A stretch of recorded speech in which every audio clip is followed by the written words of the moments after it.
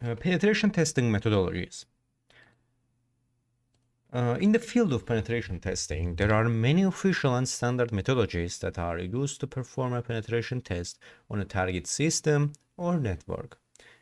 In this lecture, we will discuss the most popular standards and frameworks that are used in cybersecurity to ensure that organizations meet an acceptable baseline of operating in a secure environment. OWASP. OWASP stands for, let me write actually. OWASP first is, oops, OWASP.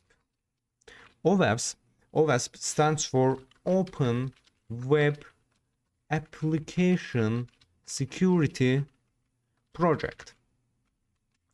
So, and it provides methodologies as well as lists on the top 10 biggest security weaknesses presented in web applications. This list in the de facto framework used by web application penetration testers and is what most corporations are looking for when hiring penetration testers to test their web applications. This is also the most common and prevalent form of penetration testing.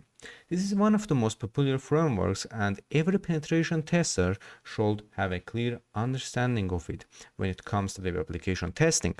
However, it's equally important to understanding others such as NIST here.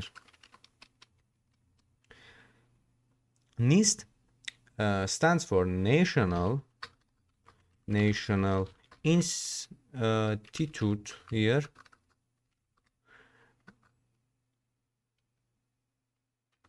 of Standards and Technology. So NIST is National Institute of Standards and Technology. NIST is a division of the United States government, and it publishes a number of special publications defining best practices as well as the standards for organizations to employ in order to improve their security. It's important to understand NIST in order to map findings or discovered vulnerabilities to their appropriate rules in order to help organizations understand the compliance implications of the issues discovered during this network assessment. At times, a target organization may require security testing using a specific framework or standards. Being familiar with the OSSTMM can be useful for your engagements with the target organization as a penetration tester. Next, OSSTMM here.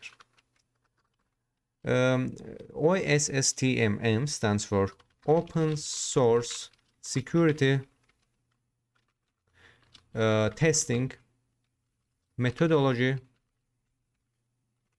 Manual.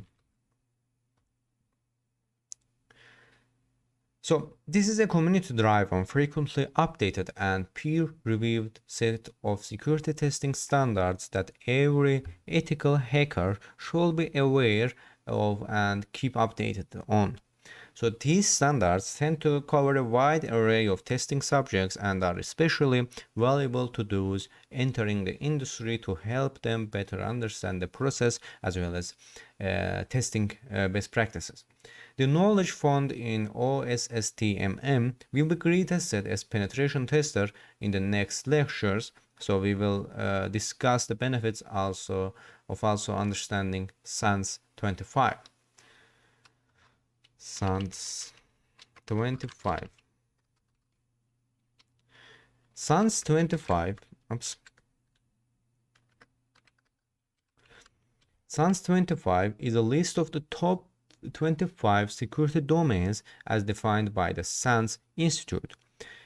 Let's actually top security domains defined by SANS Institute. When conducting assessment, it's good to be familiar with this list and understand how your findings pertain to the list. In addition, understanding top 25 domains can assist in helping increase the breadth of your knowledge of security vulnerabilities. These uses typically extend far beyond what will be discovered through nothing but penetration testing, and understanding these uses may even help you identify additional vulnerabilities or risk trends during your assessments. In my job opportunities, the employer usually wants to ensure that their penetration tester is familiar with and understands each of these penetration testing frameworks and standards. This information is useful when conducting a security test audit on an organization of a particular industry. Now that you have a better understanding of peculiar penetration testing methodologies, so let's dive into 3 penetration testing approaches here. Pen test.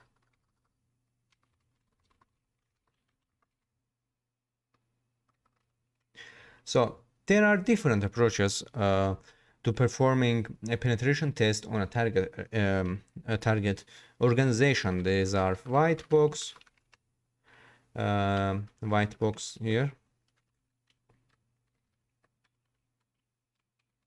white box, black box, and lastly gray box.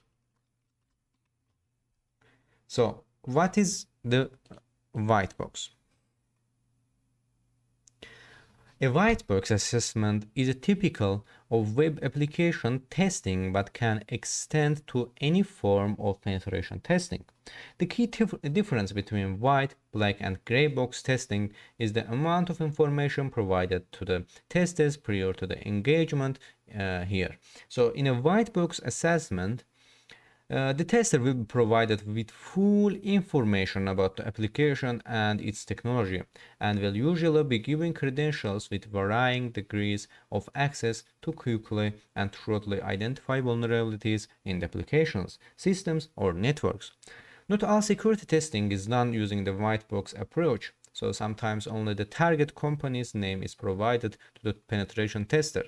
Next, we will cover the fundamentals of black box testing. Black box assessments are the most common form of network penetration assessments and are most typical among external network penetration tests and social engineering penetration tests. In the black box assessments, the testers are given very little or no information about the networks or systems they are testing.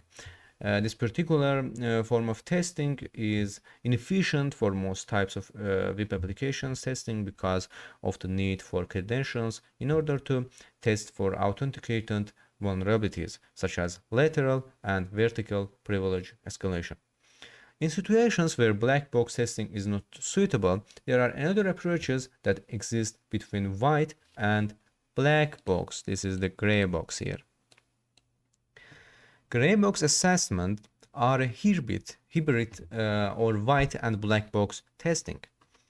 So black box assessments is a hybrid assessment of between white and black box testing, and are typically used to provide a realistic testing scenario while also giving penetration testers enough information to reduce the time needed to conduct reconnaissance and other black box testing activities. In addition to this, it's important in any assessment to ensure you are testing all in-scope systems. In the true black box, it's possible to miss systems and, as a result, leave them out of the assessment. So the gray box is often the best form of network penetration testing as it provides the most value to clients. Each penetration test approach is different from the other, and it's vital that you know about all of them. So imagine a potential client calling us to request a black box test on their external network. As a penetration tester, we must familiar with these terms and what is expected. Now that we have covered the different approaches of testing, so let's dive into various types of penetration testing.